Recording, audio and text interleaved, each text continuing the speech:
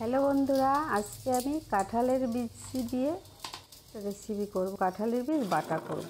আমার শাশুড়ি মেয়ের হাতের রান্না। আমি কখনো বিয়ের আগে এটা খাইনি বা করিও নি। এখানে এসেই আমি প্রথম খাই।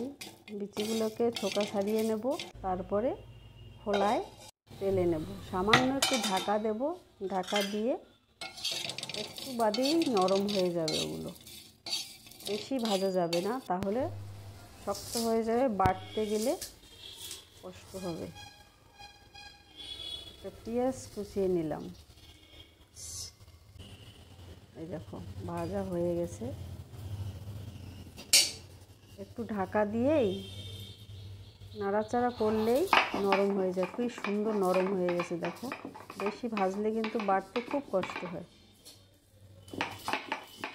এবার আমি এগুলোকে বেটে নিলাম। দেখো কি সুন্দর হয়েছে, কিন্তু আমি মিহি করে বাটিনি, একটু দানা দানা রেখেছি।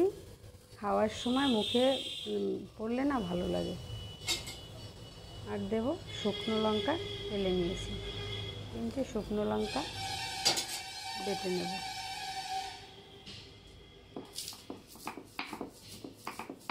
আর আমি কিছুই দেব না, আর দেব পেঁয়াজটা বেটে নেব। অনেকে অনেক রকমভাবেই এটা করো, কেউ হয়তো সর্ষের তেল দিয়ে খাও। এবার পেঁয়াজটাকেও বেটে নেব, কাঁচা পেঁয়াজ আর লঙ্কা বাটতে গিয়ে আমার তো কাশি, হাঁচি,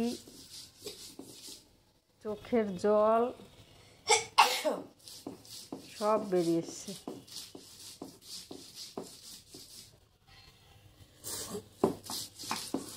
কাঁচা পেঁয়াজ তো চোখ দিয়ে জল পড়ছিল সমানে।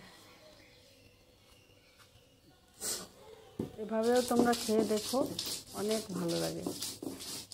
অনেকে অনেকভাবেই খায়, কিন্তু আমি আমার মতো করে করলাম। দেখো পেঁয়াজের ঝাঁজ কীভাবে।